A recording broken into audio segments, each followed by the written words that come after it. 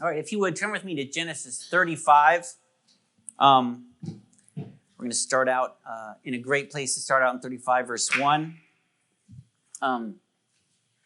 So just to recap, in case you missed last week, I know it was traumatic for some of us who were here, and I don't want anyone to miss out on that, what last week was. If you don't know what we talked about last week, I encourage you to go back and read Genesis 34. In Genesis 34, Dinah, who is Jacob / Israel's daughter, she is raped. And Simeon and Levi tell the town, I'm going to kind of summarize this. The prince who does this says he wants to marry Dinah because he's such a sweet guy. And the brothers, Simeon and Levi, say, well, we can't intermarry with you guys unless you're circumcised. So you need to circumcise yourself. And amazingly enough, the entire town of men agree to this. And so they do this. And then while they're hurting, Simeon and Levi go in and kill all of them. Kill all the men in the town, right? The kids are going over that in children's church this week. I know it's not something we don't hear. And then after they killed all the men, the other brothers joined in and looted the town. Right? Not a Bible study we talk about. So, and we're going to go back and reference that, but we kind of need to know what has just happened so that when we look at what's happening now, we can see why is this happening? Right?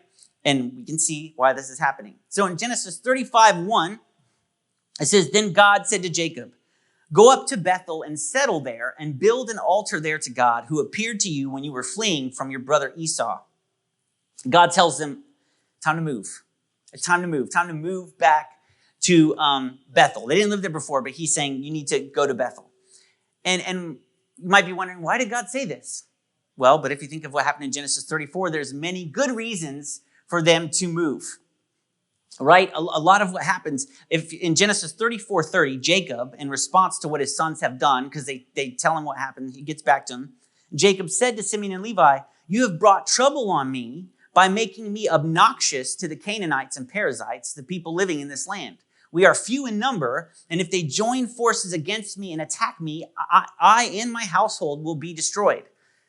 And this is not, because I know sometimes Simeon and Levi were like, Dad, he's such an overreactor, right? Because that's what children think when their parents, it doesn't matter, no matter what age you get. I am 42, and when my parents say things, I'm like, you just go back, you're like, you know anything, and then the other time you're like, Mom and Dad, you know what? I just never understood everything you did, and everything you did was perfect. And I honor you, and I respect you, and I just want to tell you that. And they're like, thank you, this. And you're like, it just kind of goes back. I don't know why. I don't really do that, but my sisters do that, and they need to work on it. But I've been redeemed from that, and I bless you, and I honor you, Mother. But this is a real possibility, okay? They're fairly new in this area. There's all these tribes, right? And when they come in as this big group, they're going to be watching and saying, what are these people doing here? And the Israelites could be like, hey, we're just running military exercises on the outskirts in Belarus and in the Black Sea. We're doing some military exercises. Nothing to see here, right? And we trust, we know, yeah, that's all that's happening. But so it's like, they're like, are these people peaceful? Because not everyone's peaceful, right? There's so many, this is a different world. There's different tribes. There's constant warring. No one knows Jacob's clan, what their intentions are. And you can be sure, when they're watching this clan and hey, do you think these guys are good? Should we make peace with them? Will they be a great addition to the community, right? And then and then they hear this and you think, I don't know if I want them living next to me. I don't know if that's what I want as a neighbor. I doubt they were taking casseroles over and being like, hey, listen. But when something like this occurs close to home, you can bet all these other tribes in these other areas were like, okay, we need to, all of a sudden, you could be totally fighting with your neighbor over and over, and you're like, let's make peace because these guys are next level. These guys are next level, right? And so now all of a sudden, when all of your neighbors start being afraid of you, what do? They start to prepare in case you might attack, right? So everybody is going to be, or Jacob believes, and I think he's got a good idea in his head that everyone's going to be hostile towards them. So God tells Jacob, it's time to return. And we'll pick up in verse 2. It says, so Jacob said to his household and to all who are with him, get rid of the foreign gods you have with you and purify yourselves and change your clothes. Then come, let us go up to Bethel, where I will build an altar to God, who answered me in the day of my distress and who has been with me wherever I have gone. So they gave Jacob all the foreign gods they had and the rings in their ears, and Jacob buried them under the oak at Shechem. Then they set out, and the terror of God fell on the towns all around them, so that no one pursued them. So I don't know about you, but my thought is, because we've been following them, right? We've been following them chapter by chapter. And you read this and you're like, wait a minute. Let's turn in all our foreign gods? Where did all these foreign gods come from? What happened, right? I mean, we didn't hear anything about it except Rachel, right? But we're just like, how did all these foreign gods get in the house? And the last time we did hear about it was when Rachel stole her father's household gods, which would be like little statues. But now it's like widespread, right? Like someone came in the house and was like, oh, I love what you've done. What is that on your mantle? And they're like, oh, that's a household god. And they're like, I want one, and someone's got an Etsy business making foreign gods. But when we talked about Rachel, why would she steal her father's household gods? Because whoever held the gods, these little statues, they're not real. Because when you start saying God, people are like, are there multiple gods? No, they're just little statues. Okay, but that's what they call them. So that's what I'm going to call them. But whoever held these little gods, these statues, held the blessing and the inheritance of that household. And her father believed they held a blessing over his household. And so when she stole them, it kind of renders him powerless, right? Because he no longer has these gods. And we see this happen throughout the Bible in war. Whenever people fight, they would take the gods of their enemies. We see the Ark of the Covenant was actually taken from the Israelites once. And we'll get to that. We'll get there in 5 years, but I'll explain that. But it was believed like if you captured the gods of your enemy, and that's where they thought all their power come from. If you captured that god, you rendered them powerless, right? You kind of leave them hopeless. And that's what you want to do, right? You're just like, oh, your God is so powerful. Well, I just took it. And now you don't have anything. You're not going to have any harvest. You're not going to be able to wage war against us. Because what happened was all these people believed that they believed in so many different gods, and each tribe had their own gods, but there were gods for different things. There were gods over particular areas, right? So like there was like this god had like 50 square acres of power land. No, but they would have different areas. There's gods of Mesopotamia, there's gods of Canaan, and it was believed that these gods would wage war against each other, and they're waging war through man. So whenever people would go to war with each other, it was like, well, we're fighting for our God against this God, and they just thought these gods were fighting each other constantly, right? And these gods also, they had gods for harvest, gods for rain, gods for fertility, just tons of different gods. So if you were able to defeat this other army and take their god, you render them powerless. They would believe that like, oh, will our women be fertile? Will it rain? Will we have harvest? Will we have any strength? Like you're just totally humiliating them. It's the utmost shame to take their gods, and they're less likely to rise up again because they feel powerless because there's no God to lead them, no God to bless them. But still, how did Israelites have all these foreign gods in their possession? And not only that, but they had talismans of other gods, because that's what the earrings are. It wasn't like, they're just like, hey, love jewelry, just not in the ears. It was like, these were like talismans of foreign gods. And so if we turn back to Genesis 34:27 to kind of see where these foreign gods came from, it says, the sons of Jacob came upon the dead bodies and looted the city where their sister had been defiled. They seized their flocks and herds and donkeys and everything else of theirs in the city and out in the fields. They carried off all their wealth and all their women and children, taking as plunder everything in the houses. What's in the houses? Household gods. What's going to have the most value in the house? The household gods, right? But if you remember, Simeon and Levi had made this big show to Hamor and Shechem because they had wanted Dinah to marry Shechem, and they said, hey, we can't intermarry with you. God has commanded it, and we obey God because he told us not to mix with the Canaanite people. And we kind of talked about this like kind of like, what were they to do? Were they to let it, they couldn't let her marry him because God had said not to mix, right? But they couldn't let it go. What could they do that was right? Right? And so it looks like when they say we can't intermarry with you because God has commanded it, you're like, yeah, stand on the word, brothers. You do it. You stand on the word. We're behind you. But they were kind of just using it to trick them. They used a partial truth, right? Because the best lie has a lot of truth in it, right? Don't use that against your parents. But the best lie has truth in it. And God says, I don't want you mixing with them. And this is why. So they didn't, they were so obedient, bless them. They didn't marry them. But they did take them and pieces of their culture and all their belongings and all these people and brought them in to their camp. So they did. That big show they made about, oh, we're so holy. They ended up doing it anyway, just a different way. They brought these peoples, these Canaanite peoples in. They brought their gods in. And so this has come, and now they're mixing. They're mixing. They took everything in the house, the household gods, everything of value, because anything they had of value, anything that was shiny, like they were going to turn it into the household god. They were going to make it glamorous. So like that's like just like someone sitting with a piece of gold in their house. And you're like, what else do they have? Sheepskin, goatskin, good stuff. But there's a really shiny object right there, right? And so while they made a big show of being obedient to God, they worked around him a little bit. They worked around God.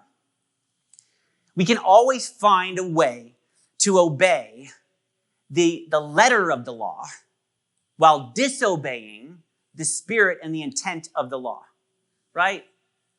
Parents, has this ever happened in your life? All the time. The other day I was talking to Flynn. Flynn, he's a smart kid, but he thinks he's so much smarter than me. All the time. And sometimes when we're in arguments, I'll be honest, don't ever tell him, he's right. And when he's right, I spank him. No, I'm just kidding. So he starts, and it happens all the time. We'll say something and he'll be like, actually, that's not true. Because, there was this day, and guys, I never, ever lose my temper. I don't. But this one time, I don't know what happened. The devil was attacking me hard, I guess. And I was like, I'd only spent 5 hours praying that day. I'm usually 6 or 7. But so I'm just kidding. Honey, when you laugh at that, it throws out that might not be true. You usually say things like, he does. It's crazy. I'm always like, help me raise the kids. And I'm like, I'm praying. But anyway, so he always starts every sentence to me with actually, and I just had this moment, and I was walking away from him, and I stopped and I said, Flynn, don't you ever again in your lifespan begin a sentence that is spoken to me with the word actually. Do you understand? Yeah. But actually. I was like, as smart as you are, bro, you are stupid. Did you not see me gritting my teeth? Did you not hear in my voice that I was done? But he did not begin his sentence with the word actually. But he still had the same spirit that I was trying to get rid of. You see? And we can be like, oh, that's funny. But we kind of do the same thing with God. We do the same thing. We're like, well, am I being disobedient? I don't really know. But this is like a big deal because this is why Jesus was at odds with the Pharisees. This is why Jesus was at odds with the Pharisees, because to the Pharisees, God only looked at their external compliance with the law. And they had found all these ways to work around so that they looked holy. It looked like they were obeying God externally. Everything looked holy and good, but they had found little workarounds, right? But Jesus tells them that he looks at the heart. He says, I look at the heart. That's why, for example, Jesus would equate the lustful look which actually expresses the desire of the heart with the actual committing of adultery. That's what Matthew 5, 27, 28. He says, no, the lustful look is the sin, right? It's not what's happening out here. It's what's happening in here that leads to that, right? And he's talking to them because they have found ways to obey the letter of the law, but not obey God. It's kind of a strange thing, right? That we can obey the letter of the law given by God, but not be in obedience to God. Because we know in our hearts, we've found a way. We found a workaround, you know? And so now they have all these pagan idols and people mixed in to the people of God. And so Jacob, he collects it and he buries it. And this signifies the death of it. He's burying it. But also he puts it in a place where no one can take it back up, right? When you bury it, I mean, you might have to go dig and do some work. But I think so often when we want to get rid of something that God tells us to get rid of, we get rid of it in a place where we can go get it back. We're like, oh, God, you're right. Oh, you're so right. Oh, I'm at church on Sunday night. Something's happening. I almost said magical. No, sorry. Miraculous is happening, and I'm laying this down. I'm leaving it at the altar. But just in case, I want to leave it somewhere close because I might need it again, right? And so he buries them. He said, "This is dead. This is gone." And don't think Jacob didn't get any pushback. He's like, hey, I'm going to take everything we just got that has a lot of value to it, and we're going to bury it in the ground. And you can just see people being like, well, that's no use to anybody. There's so many good uses for that, right? Let's melt some stuff down. We can make some arrowheads. We can make some spears. Let's make a gift to the neighboring tribe, right? A blessing gift, right? That would be so good. Right, but then it's like, yeah, okay, let's give them these pagan idols so that then they can worship them. And so he buries it, and I'm sure that he had quite a group of people who had some really good ideas about how we could still keep it, because that's always how it works. It's like I don't know how many times we go and we hear from God, hey, you need to do this, and then we went through this phase and we got saved, I took all my CDs, compact discs, they're circular, and we broke them,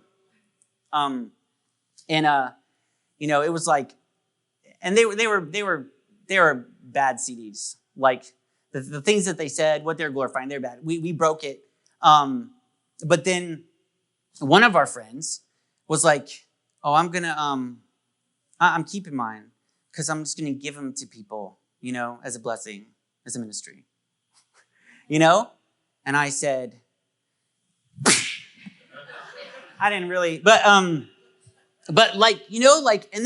honestly, the ones that we did were like, you're right. This is a really good CD. I want to keep it. And then later we'd be like, I'm just going to pull it back out. I'm going to listen to it.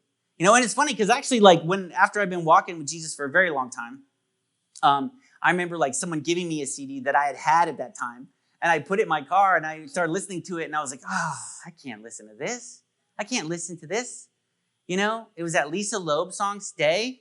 It's like, you say, only hear what I want to. I don't listen hard. And I was just getting so mad. No, I'm just kidding.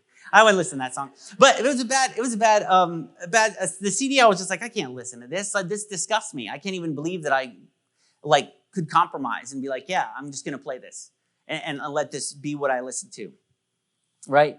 But there's always this idea of compromise. The minute God tells you to do something and get rid of something, you will come up with the genius idea of compromise, how you can have it both ways immediately after. And you'll think, and it's funny because then you see people and they have these conundrums. They're like, I don't know, was that God? What does that mean? And it's like, well, did you want to get rid of it? No. Then do you think it was you? Well, I don't know. It might be. I'm still praying, still seeking his face. But they bury them They bury them and they put them away for good. They put them away for good. And then we're going to pick up and see what happens in verse 6. Jacob and all the people with him came to Luz, that is Bethel, in the land of Canaan. There he built an altar and he called the place El Bethel, because it was there that God revealed himself to him when he was fleeing from his brother. Now Deborah, Rebekah's nurse, died and was buried under the oak outside Bethel. So it was named Allen Bakuth. After Jacob returned from Paddan Aram, God appeared to him again and blessed him. God said to him, "Your name is Jacob, but you will no longer be called Jacob. Your name will be Israel." So he named him Israel. And God said to him, "I am God Almighty. Be fruitful and increase in number. A nation and a community of nations will come from you, and kings will be among your descendants. The land I gave to Abraham and Isaac, I also give to you, and will give this land to your descendants after you." Then God went up from him at the place where he had talked with him. Jacob set up a stone pillar at the place where God had talked with him, and he poured out a drink offering on it. He also poured oil on it. Jacob called the place where God had talked with him Bethel. We see in this section that Deborah, who is Rebekah's nurse, she dies. And if you remember when Eleazar went to get a bride, went to get Rebekah, that's when Deborah had come back. And so she dies here. But everything else that happens seems like we've seen this before, right? Well, I feel like we've seen him name this place Bethel.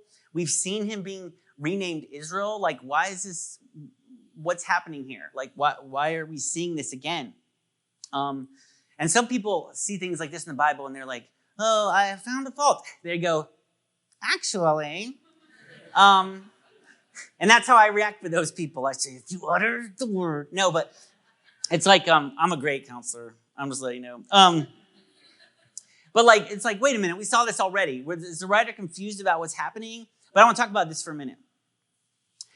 In verse 6, where it says, Jacob came to Luz, that is Bethel, in the land of Canaan, we see often, because some people are like, well, what is it? What's the name of it? So, places have different names, right? I lived in a town called Hayesville, and there's Hayesville and there's Franklin, right? But there's some places called Shooting Creek. There's Fox Creek, there's Warren, Warren, right? But they're all the same area, right? But everyone calls it a certain thing. So if you come up from Florida and you say Hayesville, they're like, "Who's this Florida idiot?" Right? You're talking about Shooting Creek. Different name, right? And the Canaanite people called it one thing, and the Israelites called it another. That's why you see those two names. But then we see in verse 7 that Jacob, it says he calls this place Bethel. He had already called this Bethel, right? He had already called it Bethel. When he had the vision of the angels ascending and descending, that's when, before he even left on his way out, it was a long time ago he called it Bethel. But if you notice, he calls this place El Bethel. Not just Bethel, El Bethel, meaning there's a masculine form. No, I'm just kidding.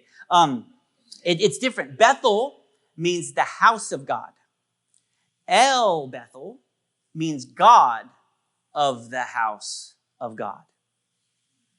So the house of God to God of the house of God.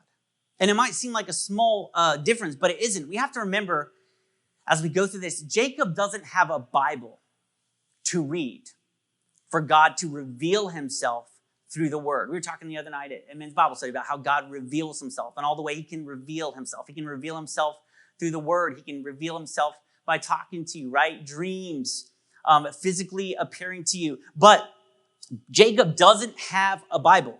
We have so many scriptures that give us a good idea of who God is, what God thinks, what he would do in this situation, what his statutes are. We have a Bible. We know, we read, he's omniscient, right? He is all powerful. He is omnipresent. I know those things because I've read it and I've experienced it, but I've read that truth in the Bible. We know he's God. We know that he's God alone. But Jacob only knows what has been revealed to him and what his father and what his grandfather have passed down. You remember we talked about all those local gods, and everyone else thinks that gods are these local gods and they only have power over certain elements or certain areas. That's the idea of a God in this time, that they just have power over a natural element or a location. In Jacob's first encounter with God, when he first encounters him at Bethel, he may have had some preconceived notions about who this God is. right? He calls it the house of God, maybe, and he sets up an altar at Bethel, and he's like, this place, that I've discovered the God of this place, this area. We don't know how big or how small he thought that entailed. We don't know how powerful or omniscient or omnipresent he thought God was, but probably because of what everyone else believed, he had a limited understanding of the greatness of God. House of God means that he believes that he's a God of that place. And he might have thought, as I leave this place and go into a different place, will that God be with me? Will that God have any power where I am going? I don't really know. How limited was this God? How powerful was God? But here in the renaming, we see a greater understanding of who God is. God of the house of God is so much bigger. He's like, yeah, I discovered something. That could be his house, but God is so much bigger than that. He is so much bigger than that. I experienced him in that location, but he is not just there. He is everywhere I went. He went before me and behind me. He did things I didn't think were possible. I've seen him at work here and here and here and here. And what I have discovered along my travels is that this is not the house of God. And I have not set this altar up to worship a house of God. I have set this altar up to worship the God of this house of God. The God that I discovered here in this location. God is bigger than the house.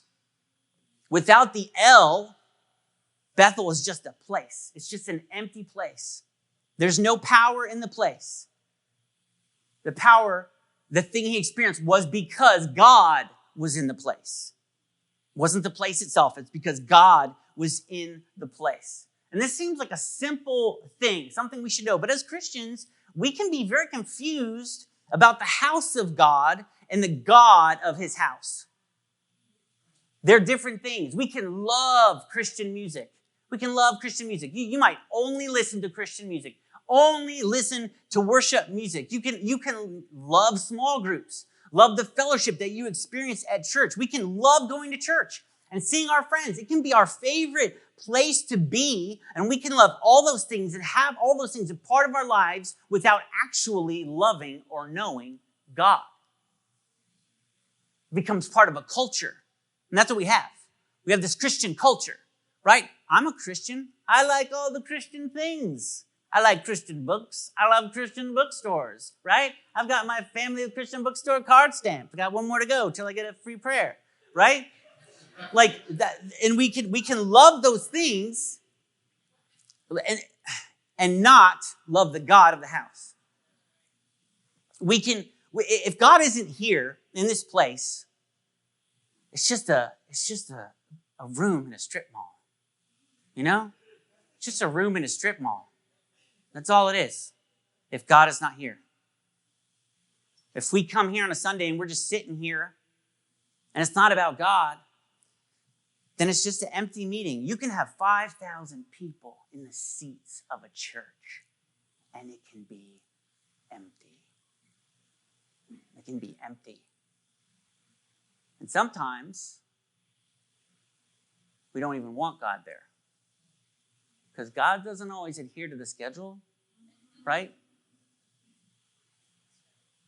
God doesn't always work in the way we want him to. And so sometimes he's not even welcome in his own house. It's got to be about the God of the house of God, not about the house.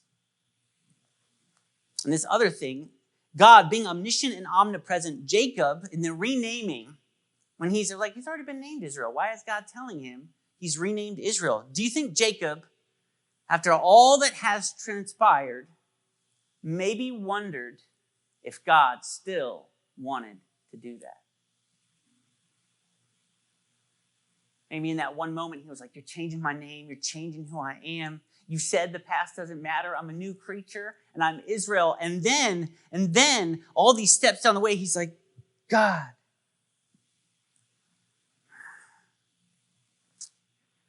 did you see what just happened? From my family that I was supposed to raise up to walk with you Do you wish you never blessed me? Do you ever regret, God, that it wasn't Esau? Do you ever wonder what it would have been if it was Esau and not me? Because I know I haven't lived up to who I thought the blessed person should be. I'm not my father. I'm not my grandfather. I've heard stories of them, and they were just men of God, and I am not that. And I wonder, God, if you ever regret that it was me. Do you regret choosing me? Are you taking it back? Did you say, you can have this, I want it, I've got plans for you, and I didn't live up to it, and you said, no more plans for you? You're Jacob. That creeping thing in the back of his mind. I'm Israel. God has called me Israel. I'm going to stand on that. I'm going to walk in it. I am Israel. No going back. I'm going forward. I am a new creature. And then the devil comes and lies, and you go, but I still feel like Jacob. That thought was a Jacob thought. Lord, I still feel Jacob in me. And I've seen things happen in my family. And sometimes I doubt that I'm still Israel.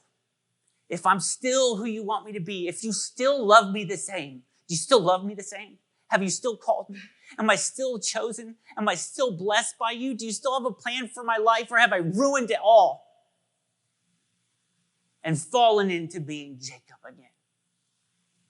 And that is why God says, no, you're renamed Israel. I told you that. You're Israel. You are not Jacob. You are not Jacob. Not anymore. And God reminds him, just Israel, just as I am not limited to this location, my decrees and my words are not limited to a time or a place. I didn't say that about you because of who you were at that time. I said that about you because that is who you are. I am God, and I have decreed it. And what I have said is done, and it cannot be undone. So get up, Israel, and I don't want you to speak the name Jacob again, because I have taken it, and I have given you something new. And that is who you are. You are still Israel. The blessing still stands. The land, you hear him repeat the blessing, the land is still yours. The community of nation will still come from you. Everything I said to your oh-so-perfect grandfather and your oh-so-perfect father, every word of that blessing is true for you. Every word of it. Exactly the same, because my word doesn't change. If I said it, it's true. Do not doubt again. And we have to be patient with Jacob and understand he didn't have a Bible to look in for a reminder. Sometimes we look and we quote a verse, or we're like, man, I'm feeling so bad. Oh, what's the verse of the day? Oh, that's so perfect for me, right? The verse of the day really hit home to where I'm at, right? And that's awesome. But Jacob doesn't have that. Or Israel, I'm like, you're not Jacob anymore. Jacob, I'm throwing it back in his face, right? And Jacob is slowly learning about God. Slowly learning about God. And even though we have a Bible, there's always more to learn about God. We are always continuously learning about God. And no matter how much you know about God, no matter how close you are to God, we still need these reminders. I need reminders. No, I've still called you. And I'm like, yeah, but why? I can name so many better people. I'll list them. No, but I can name so many other people. Why? Why do you love me? We need reminders. And God will give them. God will give them over and over and over. We can be a scholar of the word, and we still need these reminders of who we are in Christ. And Jacob, Israel, needs this reminder because all that's just gone on. It's like, are you sure? Did you see all the dirt in my family? Right? At first, there's a tiny hint of sin, right? Dinah's like, oh, I'm sneaking out, got unhealthy interest in worldly things. And then as the situation unfolds, as the spade hits the dirt, roots are revealed. And those roots go deep. And Israel's like, have you ever had, I don't know how many of you try to fix things around your own house, but like every minor project just explodes. That's like what's happened here, you know? You can think like, oh, you know what? Oh, the knob to the drawer fell out. I'm just going to screw it back in. Oh my goodness, we have black mold in the entire bathroom. And you're just like, that's why I don't fix things. It always explodes. And that's what happened. They're just like, oh, there's just a little thing, just a little. What is going on? What has happened? Can you imagine when your sons come back and you're like, we stuck up for our sister. And you're like, I'm proud of you. You stuck up for your sister. That's awesome. So godly. What'd you do? Huh. You killed everybody. Okay. And they were just they wouldn't even fight back. They were hurting. They were injured. Oh. Elderly men? Oh. Young men? You know, and you're just like, I don't even know how you got to this. God, how did they get to this? What have I done? What did I do wrong? Because that's what you do as a father or a mother or as a sister or as a friend or you're just like, what did I do? What could I have done differently? Right?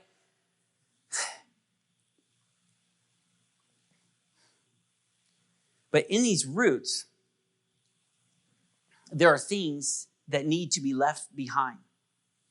What has happened in this city, and the brothers looted, is cause for great alarm. Great alarm. Because like Jesus said, it's not the action.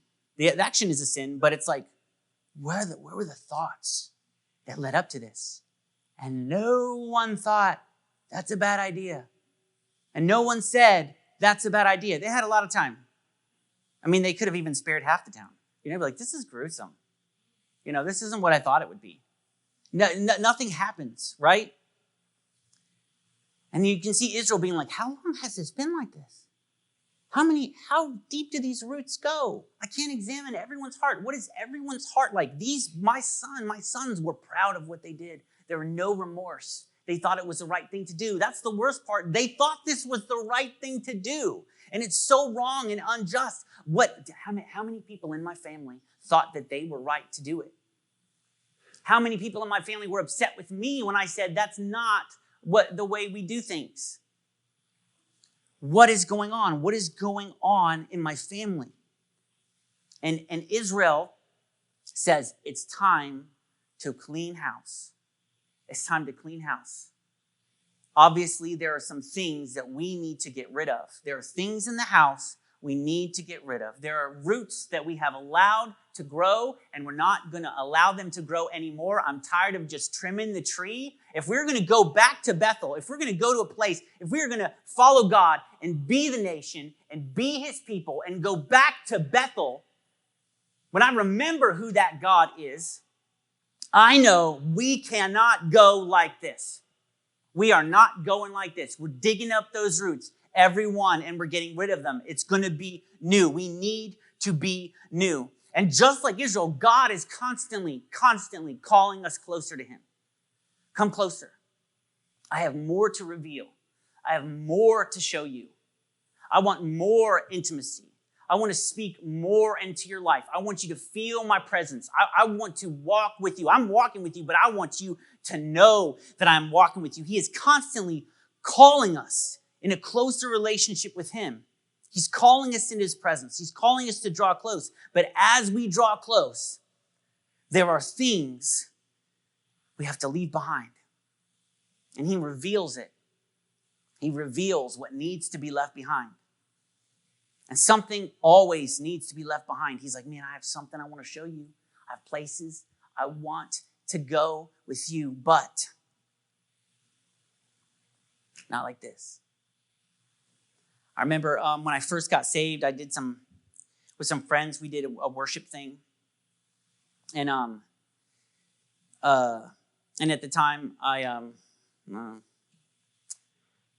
was living with a girlfriend, and I just got saved. So, and the pastor found out, and he said, you can't come lead worship at all these things we're doing. And some of the other people with me just kind of got mad. But I knew that he was right. I knew he was right. And I had to get out of that relationship. And though it was difficult, God made it easy because it wasn't a relationship founded in him. He was no part of it. And even though I was chasing after him, you want these different things, But God, as God calls us closer, he says, I want you to do this, though. And when we don't, because he's calling us into righteousness, he calls us into holiness. And sometimes as Christians, we say, I'm fine where I am. I'm fine where I am. I'm going to hold on to this. We have to decide, what do we want? Do we want God more? Or do we want this more? So often, if we continue to struggle with the same sin, it's because we haven't really given it up. So often, and I've said this a million times, so forgive me if I've already told you this. I said it at men's Bible study. People would come up to me and say, I've stopped hearing God's voice. I used to hear it so clearly, and now I don't hear it anymore. What can I do? And I always say, and it's so wise. No, but I always say, what was the last thing he told you to do? And they go, and they never go, I don't know. They go, oh. And I said, did you do it? And they say, But then, if they do that, they've come up, hopping and skipping and saying, guess what? I'm hearing his voice. You never stopped hearing his voice. He just kept saying the same thing, and you were like, well, I don't want to listen to that. So I'm not hearing his voice anymore. God is calling us closer. He wants to set us free from sin. He wants to set us free from sin. He wants to change our lives. But to give us freedom, he's not going to force it. We have to decide to set it down. We have to set it down, and we have to set it down in a place we can't go back to and pick it back up. And Israel says, no more compromise. I don't care what this is worth financially. I don't care what we could do with these idols that could help us financially. I don't care about that at all. This is sin and this is death, and we're bearing it. I don't care if no one agrees with me. I don't care if I lose friends. I don't care if everyone is upset with me. This is what we're doing. And after he puts it away, Israel again has an experience with God, a deep, close encounter with God. It says in verse 13, after God talks to him, that then God went up from him in the place where he talked to him. God went up, meaning God was there, meaning there was a presence there. There was a physical presence that then God went up. He experienced God in a new way, a deep presence of God in that place. Not because of the place, but because God was close. Because God, the God of the house of God, was there with him. A deep presence. And there was a deep presence when they set aside their idols, when they set aside their compromises. As Christians, we can't compromise any longer.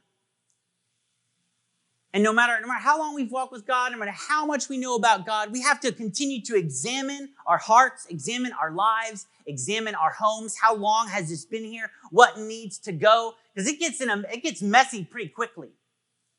If you have kids, we clean. I'm sorry, I don't clean. Not taking issue. Like, you said something that was not true. You clean the house, and then before you know it, it's dirty again. And that's the way with sin. But we think, well, I'm good, man. Grace is sufficient, and grace is sufficient. But we need to continuously clean house.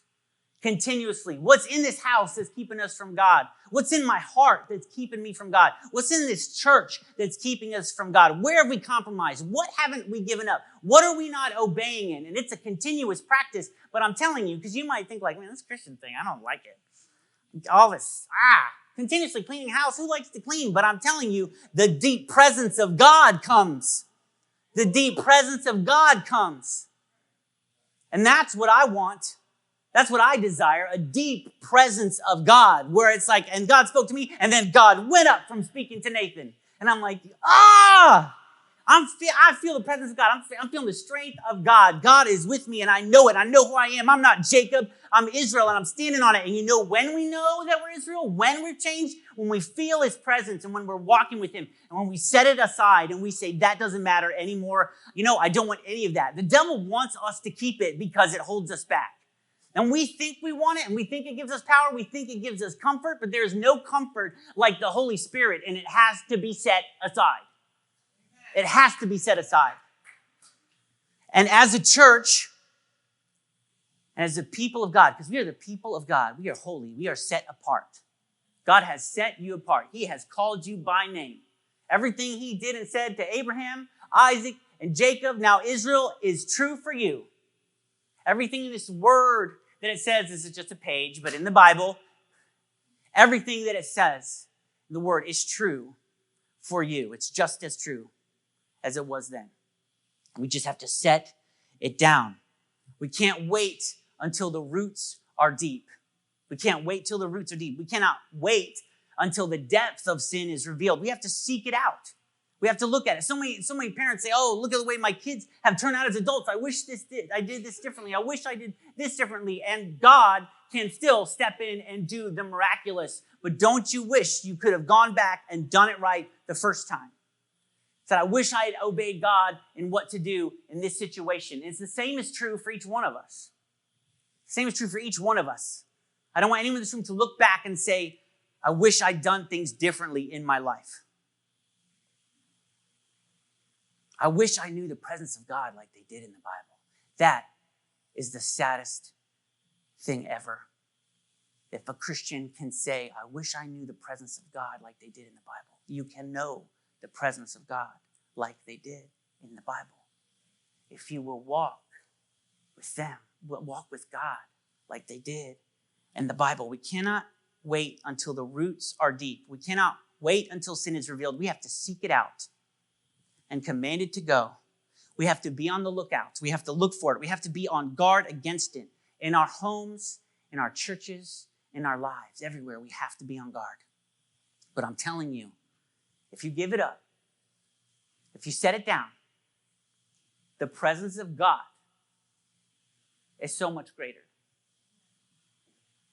You will forget that. You will forget the power of the love or the love that you had for that thing because it's nothing in comparison to the power and the love of the living God.